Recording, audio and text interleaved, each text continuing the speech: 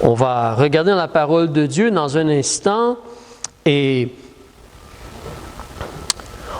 comme je mentionnais la semaine passée, on va commencer une série d'études sur amartiologie.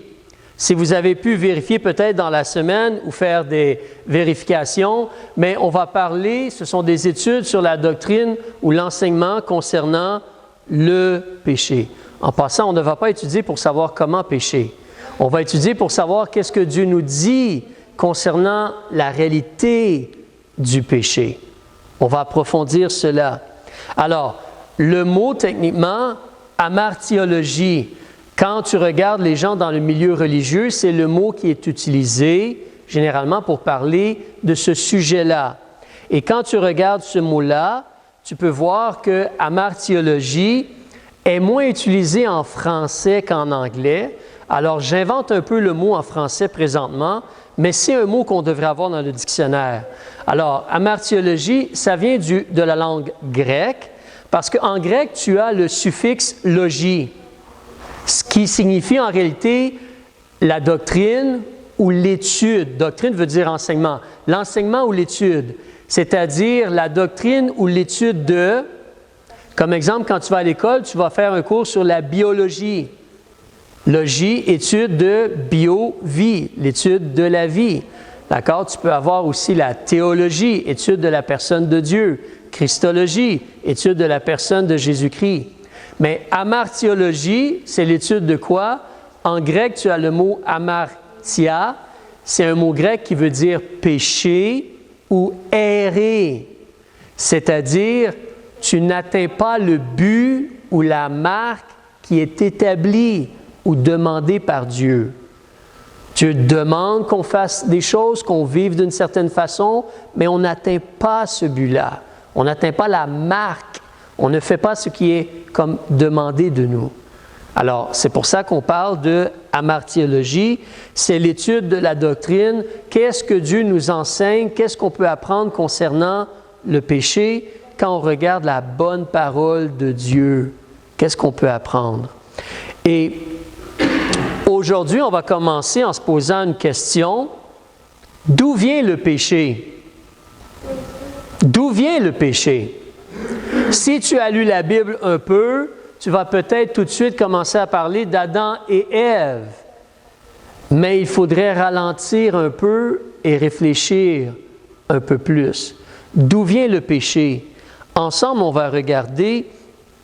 En réalité, si tu prends ta Bible et tu regardes avec moi dans l'épître de Paul à Timothée, regarde avec moi, donc je te donne la page, tu vas avoir la page 297 ou la première épître de Paul à Timothée, chapitre 3, s'il te plaît. Évidemment, le péché ne vient pas de Dieu. Dieu, il est toujours parfait, juste, lumière et bon. Amour, vérité, lumière. Donc le péché ne vient pas de Dieu. Mais il y a des êtres qui ont choisi de ne pas atteindre la marque que Dieu a établie de péché. Et dans les Écritures, on nous parle ici, 1 Timothée chapitre 3, page 297, regarde le verset 5 et le verset 6. En réalité, c'est vrai, je l'ai ici aussi, tu peux regarder dans ta Bible, ou moi je l'ai ici à l'écran, mais on nous dit, car si quelqu'un, on te parle d'un pasteur, car si quelqu'un ne sait pas conduire sa propre maison, comment gouvernera-t-il l'Église, l'Assemblée de Dieu? Qu'il ne soit point nouvellement converti, de peur que, enflé d'orgueil, il ne tombe dans la condamnation du diable. Alors, on te parle de ce personnage-là, le diable, on te parle de sa condamnation, et juste avant, on te parle de l'orgueil. Alors, avant que l'être humain soit créé, il y a eu des êtres célestes, un peu comme des anges, qui ont été créés.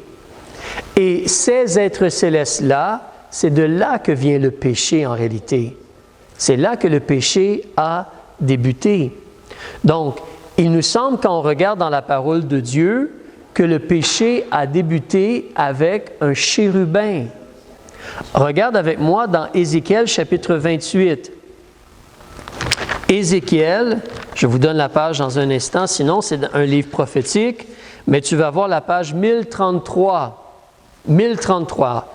Un peu passé le milieu de la Bible, page 1033.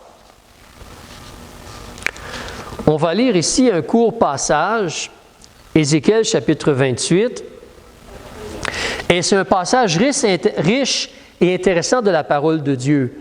Et quand tu lis ce passage-là, on va le lire ensemble dans un instant, on va réfléchir puis voir qu'on parle de plus qu'un personnage. On va parler d'un roi concernant la ville de Tyr, mais il y a plus qu'un roi humain dans le passage. Alors, on va regarder au chapitre 28, si tu es là, verset 11. Lis attentivement avec moi. Verset 11. La parole de l'Éternel me fut adressée en ces termes. Fils de l'homme, prononce une complainte sur le roi de Tyr. Et dis-lui, ainsi a dit le Seigneur l'Éternel, tu étais le couronnement de l'édifice. Hein, la partie qu'on met comme décoration sur le dessus du bâtiment, là, comme en haut d'une église, tu as la partie, le clocher là et tout, on le voit de loin, c'est beau. Bon, tu étais le couronnement, la cerise sur le sundae, des fois on dit. Tu étais le couronnement de l'édifice, plein de sagesse, parfait en beauté. Vous allez remarquer qu'il parle de plus que le roi de Tyr, cet être humain-là, mais celui qui animait l'être humain et qui a fait des choix. Verset 13, « Tu te trouvais dans l'Éden, le jardin de Dieu, le jardin d'Éden. » Est-ce qu'il nous parle ici vraiment de l'endroit où il y avait Adam et Ève? Parce que si oui, le monsieur qui est le roi de Tyr n'était certainement pas là dans ce temps-là. C'est des centaines et des milliers d'années avant, là. Mais tu te trouvais dans un jardin de Dieu, tu étais couvert de pierres précieuses de toutes sortes. Donc, très beau à voir, très brillant.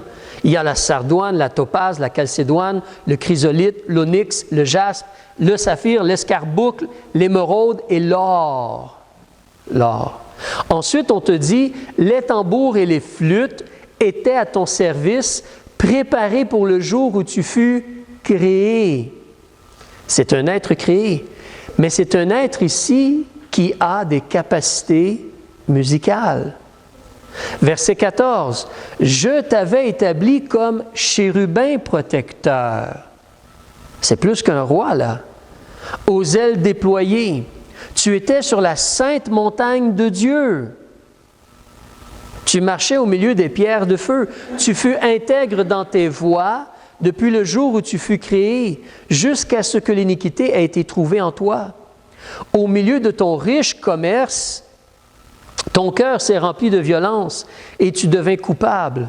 Je te précipiterai de la montagne de Dieu, je te détruirai, ô chérubin protecteur, du milieu des pierres de feu. Ton cœur s'est élevé à cause de ta beauté et tu as corrompu ta sagesse par ton éclat. Je te jetterai par terre, je te donnerai en spectacle au roi pour qu'il te regarde. Tu as profané tes sanctuaires par la multitude de tes iniquités, par l'injustice de ton trafic. Le trafic, c'est comme un commerce, là, ici. Il parlait au verset 16, riche commerce. Mais par l'injustice de ton trafic, je ferai surgir de ton sein un feu qui te consumera. Et je te réduirai en cendres par toute la terre, en la présence de tous ceux qui te regardent. Tous ceux qui te connaissent parmi les peuples seront frappés de stupeur à ton sujet. Tu seras un sujet d'épouvante et tu ne seras plus jamais. On voit qu'il y a comme une pause parce qu'au verset 20, il y a une autre parole de Dieu qui est adressée. Alors nous, on va parler un peu plus en détail de ce qu'on vient de lire. Mais tu vois ici que, oui, il y a comme le roi de Tyr, mais il y a un chérubin protecteur. Un chérubin protecteur. Et là, justement, on peut considérer qu'est-ce qu'un chérubin? En réalité, un chérubin, selon la Bible, c'est un être céleste, un peu comme un ange, mais comme plus élevé qu'un ange, ayant des ailes. Dans certains cas, 2, dans d'autres cas, 4. Mais c'est un être céleste. Et si tu as lu un peu la Bible, dans la Bible, on te parle, Exode ou le livre des rois, on te parle que l'arche de l'alliance, la boîte, par-dessus, il y avait le couvert, le propitiatoire et 2 chérubins. Donc Israël savait à quoi ressemblaient des chérubins. Mais il y avait 2 chérubins qui, par leurs ailes, couvraient le propitiatoire, le couvercle et la boîte, l'arche de l'alliance. Donc, ce sont des êtres célestes et c'était comme une représentation de ce qu'il y avait au ciel. Parce que tout ce qui était dans le temple, avant cela dans le tabernacle, dans le désert, et dans le temple de Salomon, Dieu nous dit que ça, c'était représentatif de ce qu'il y a au ciel. Donc, il y a des chérubins au ciel qui couvrent la face, qui couvrent la gloire de Dieu. Et ici, on te parle, entre autres, d'un chérubin. On nomme pas son nom, mais on dit qu'est-ce qu'il est. C'est un chérubin. D'après le verset 14 qu'on a lu, c'est un chérubin protecteur. Il avait comme un travail spécifique, aux ailes déployées. Il était sur la sainte montagne de Dieu, comme en présence de Dieu. C'est là qu'il y a des gens qui croient que ce chérubin-là, en réalité, peut-être était comme au-dessus de Dieu avec les ailes déployées, et comme il est rempli de pierres précieuses, la gloire de Dieu reflète devant tout. La gloire de Dieu, comme des miroirs, là, ça reflète. Alors, c'était comme un chérubin qui reflétait la gloire de Dieu. Il n'était pas glorieux nécessairement, lui, mais il reflétait la gloire de Dieu. Il reflétait la lumière et la brillance et la splendeur de Dieu. C'était un chérubin spécial. Il était là. Ensuite, on te dit au verset 12, si tu recules avec moi, c'était le couronnement de l'édifice. C'est un être qui était très beau, parfait en beauté. Parfait en beauté. Oui, vous allez me demander, comme qui, hein? Je vais mentionner le nom de quelqu'un. Parfait en beauté, mais surtout plein de pierres précieuses aussi. Très beau à voir, mais pas glorieux comme Dieu. Et en plus, il avait des talents musicaux. Alors, quand tu lis en français, si vous lisez en anglais, c'est écrit un peu différent en anglais, mais la même réalité revient. En anglais, c'est écrit que, si tu regardes bien au verset 13 avec moi, vers la fin, après avoir énuméré les pierres précieuses, ça dit en anglais « The workmanship of thy tabrets ». Workmanship dans le sens de ta capacité de travailler. Workman, c'est un ouvrier. Workmanship, c'est la capacité de l'ouvrier. Alors, donc, ta capacité avec les instruments de musique était en toi. Alors, les tambours et les flûtes étaient à ton service. C'était un être qui était très habile avec la musique. Bien meilleur peut-être que les musiciens qu'on a sur la terre. C'est pour ça qu'on voit dans le monde comment il y a 2 genres de musique. Et la musique, elle est très utilisée pour influencer les gens, influencer les émotions, influencer l'âme et le cœur et la volonté des gens et les actions des gens. Et il y a un personnage, un chérubin protecteur, qui était très habile avec la musique. Mais on va voir où on voit, il a péché. Il n'utilise pas la musique pour la gloire de Dieu. Il l'utilise pour autre chose. Mais il a une habileté musicale.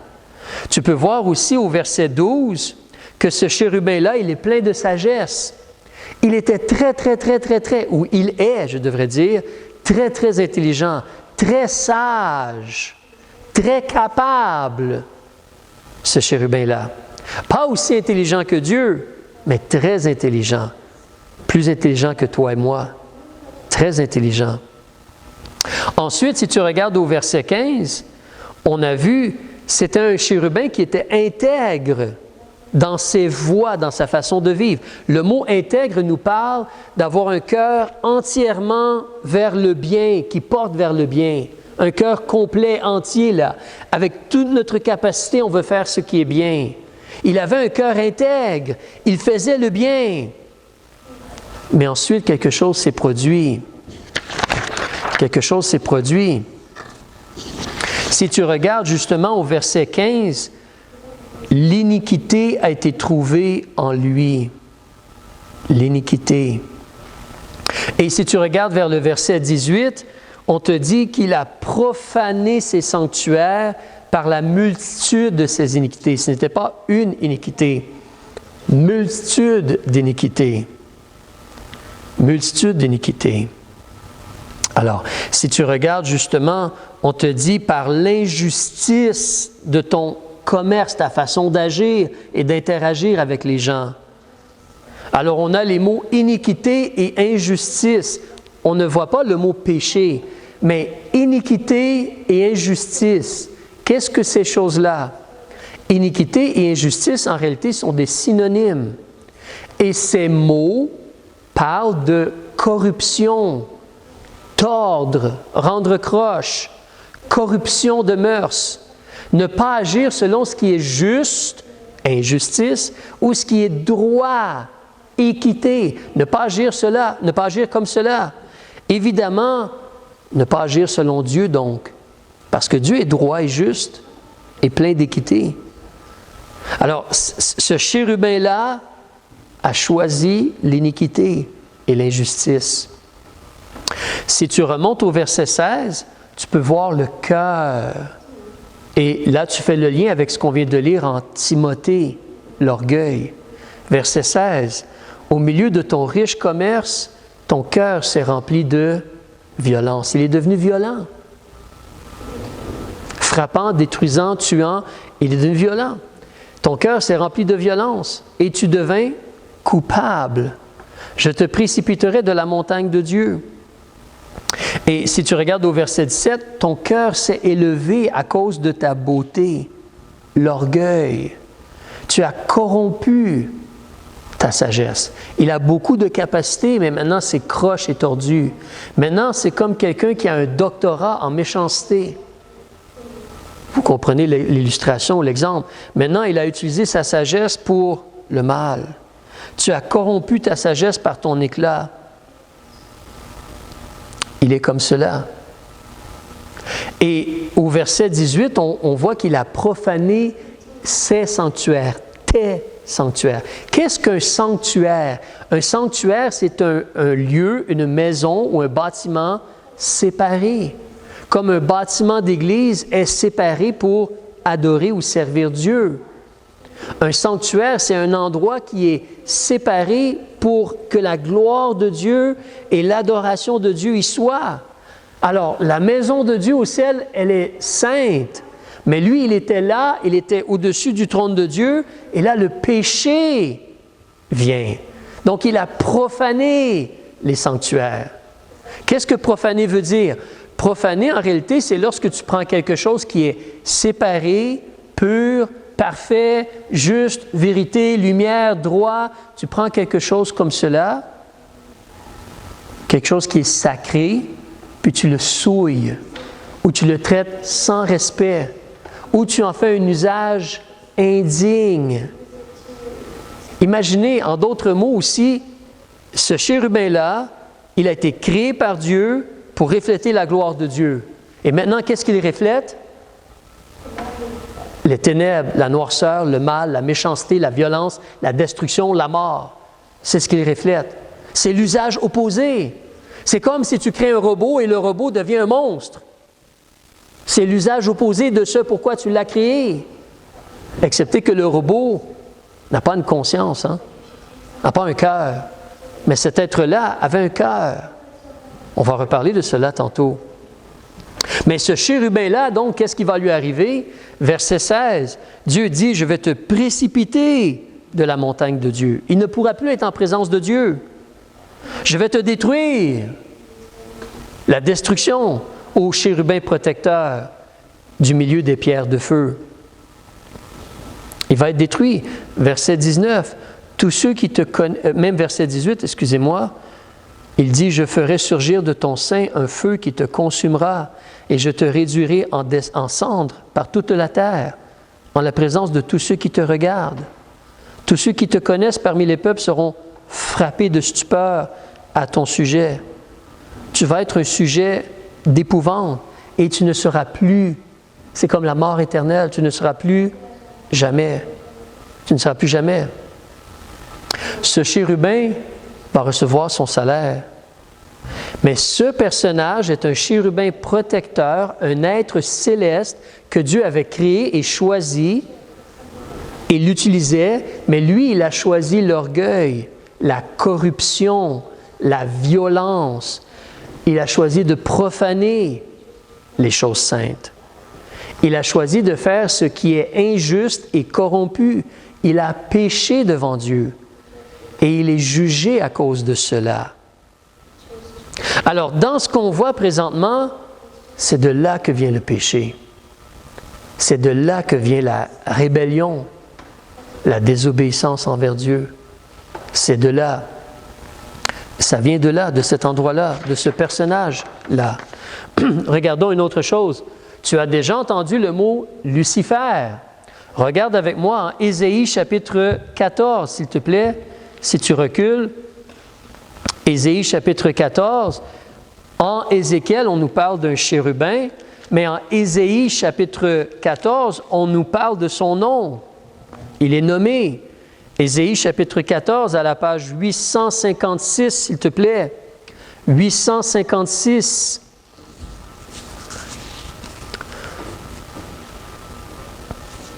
Chapitre 14, on va débuter au verset 4. Tu vas voir, il parle encore d'un roi, mais il y a un personnage qui influence ce roi-là.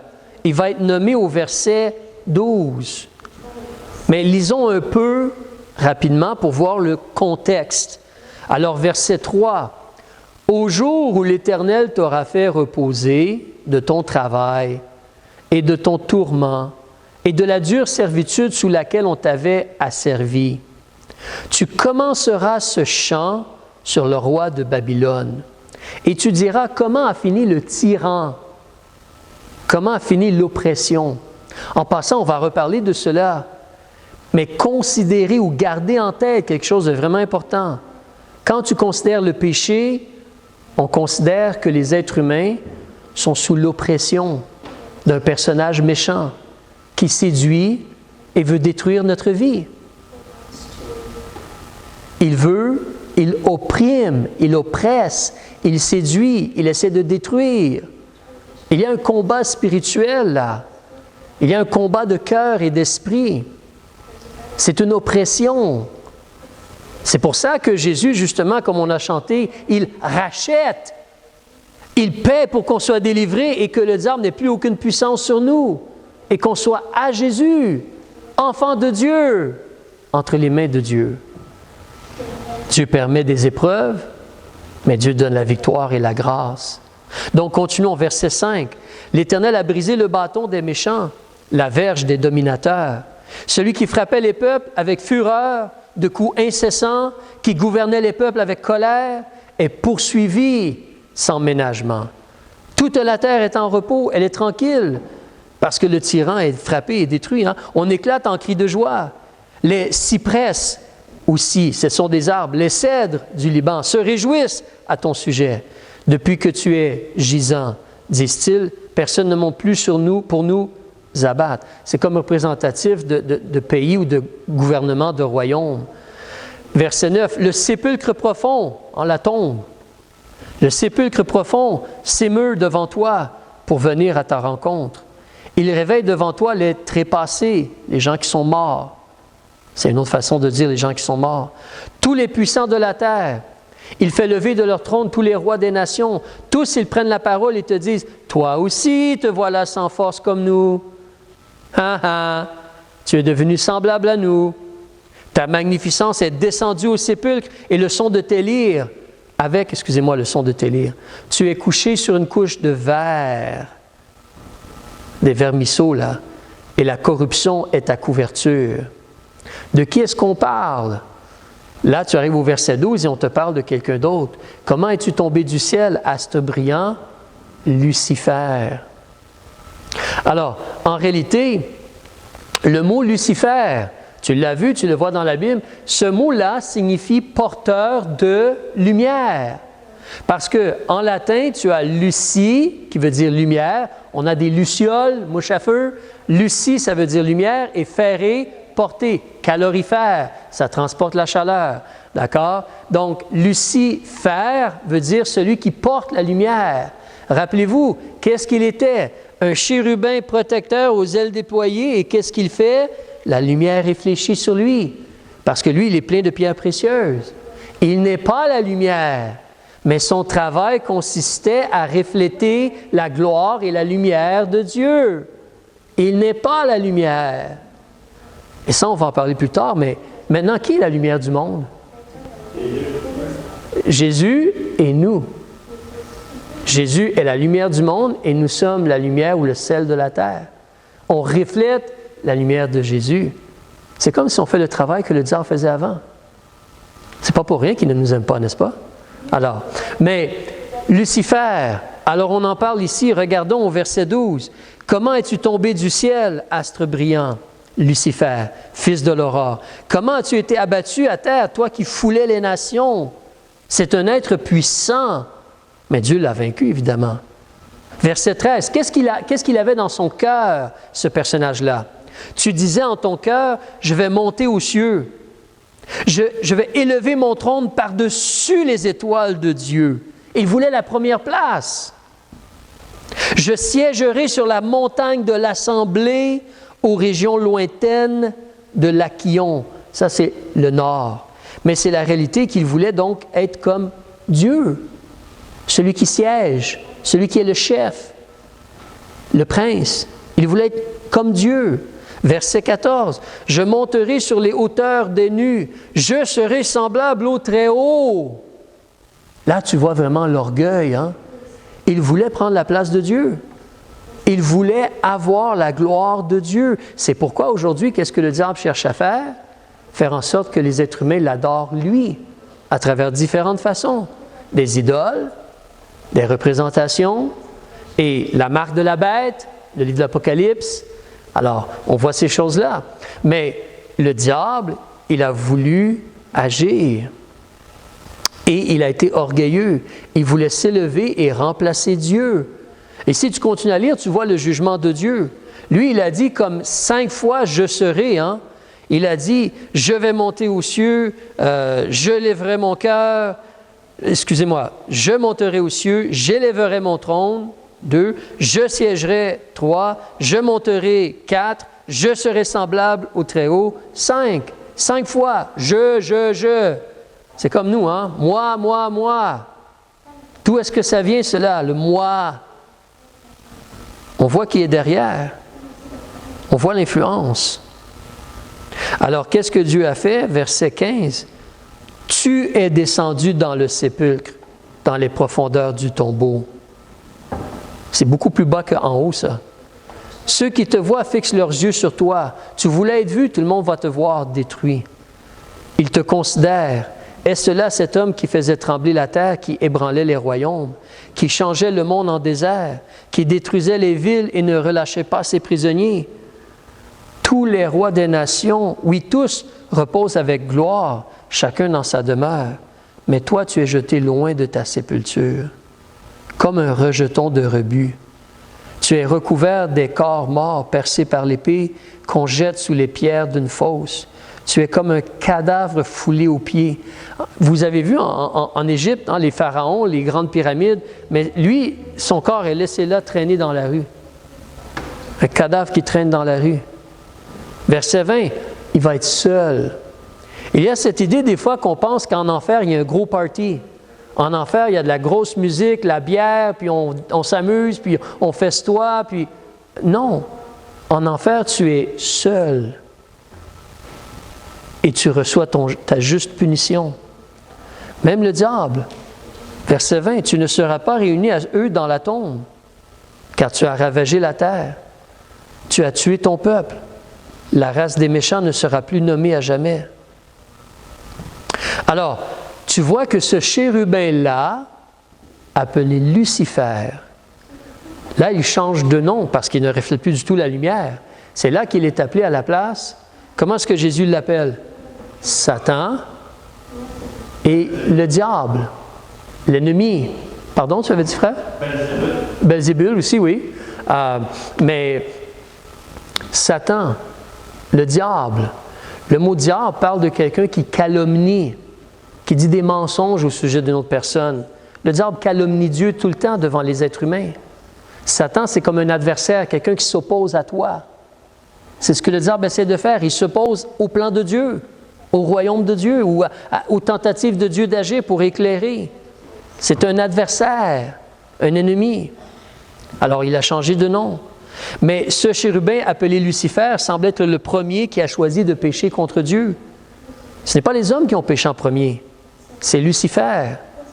Il a choisi l'orgueil, la corruption, la violence et l'oppression. C'est aussi le père du mensonge et un meurtrier dès le commencement, Jésus a dit.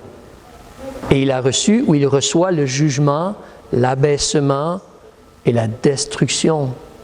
C'est de là que vient le péché. De lui. C'est de là que vient le péché. C'est là qu'en réalité, nous arrivons, nous avons été créés, nous grandissons, nous développons, nous commençons à réfléchir, on commence à considérer, à comprendre. 9, 10, 12, 14, 15, 20 ans, 25 ans, on commence à réfléchir, à comprendre. Et nous, on a un choix à prendre.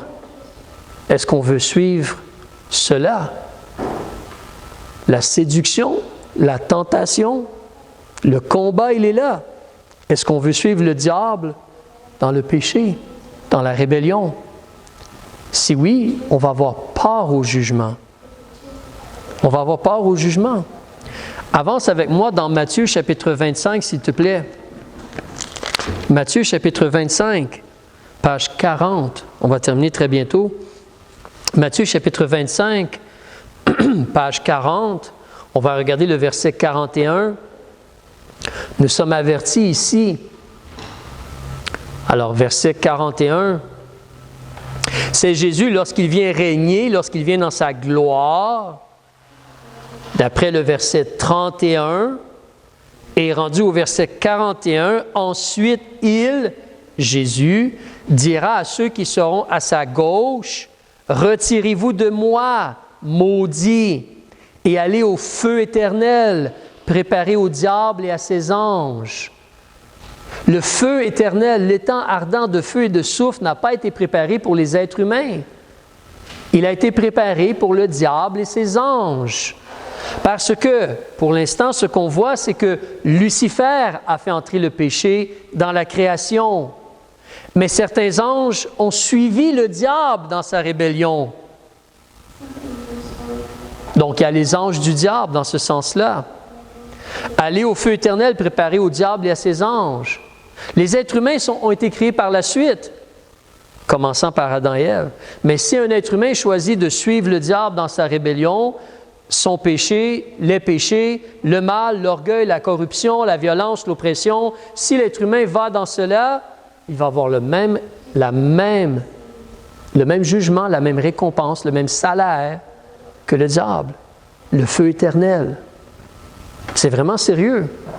Et en passant, je vous encouragerais à considérer, vous savez, des fois, les gens pensent des choses comme « Ah, dans son cas, lui, ce n'est pas sa faute s'il fait le mal. » Parce que quand il était enfant, il a eu des traumatismes ou des problèmes, ou c'est la faute de la société, ou des choses comme cela.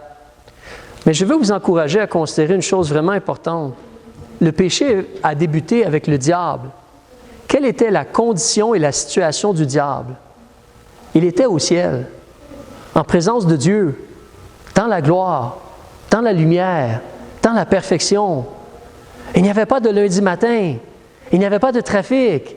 Il n'y avait pas de boss, dans ce sens-là. Hein? Il y avait une situation parfaite et idéale. Parfaite et idéale. Et même des fois, les gens vont dire, mais lui, il était beau. Il était intelligent. Il était capable. Il était fort. Qu'est-ce que tu peux demander de plus? Il avait tout. Et qu'est-ce qu'il a choisi?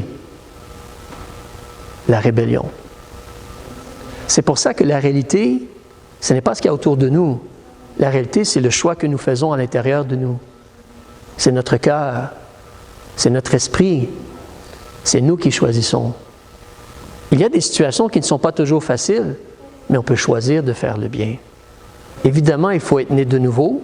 On a besoin de l'Esprit de Dieu en nous, mais la réalité, c'est que le danger, le problème, c'est le cœur, l'orgueil, c'est dans le cœur. La violence, c'est dans le cœur. La méchanceté, la profanation, c'est dans le cœur que cela débute. Ça, c'est une leçon pour toi et moi. Si on considère le péché, où est-ce que le péché a débuté? Avec le personnage appelé Lucifer, ou maintenant le diable, Satan, avec ce chérubin protecteur-là. Il était dans une situation parfaite et idéale, et il a choisi de corrompre sa voix. C'est notre cœur. Il faut faire attention. Il faut vraiment faire attention à notre cœur, nos choix, notre soumission à Dieu, notre amour pour Dieu, notre confiance en Dieu. Que Dieu est merveilleux et bon et digne d'être adoré, et qu'il satisfait et qu'il est la vie. Imaginez cela. Ton emploi, c'était de refléter la gloire de Dieu, puis tu as choisi la corruption à la place. Incroyable, n'est-ce pas? Incroyable. Et justement, puisque le diable, il a vu la gloire de Dieu, Jésus n'est pas mort pour le diable et ses anges. Nous, on est sur la terre, on n'a jamais vu Dieu face à face. Jésus, il est mort pour nous. Il est mort pour nous, afin qu'on puisse croire et être pardonné. Croire qui Jésus est, le recevoir comme notre Sauveur et avoir le pardon et être délivré de le mensonge, la rébellion, le péché, pour marcher dans la vérité avec lui. Tout vit ensemble, mais le danger, c'est dans le cœur. Le péché débute dans le cœur. Le danger, on voit ce personnage et ses choix et son jugement. Que le Seigneur nous aide à aller à Jésus pour demander le pardon de nos péchés et par l'aide de Jésus, laisser l'Esprit contrôler notre cœur et rester dans la lumière avec Jésus. On va terminer. Père, merci pour ces enseignements.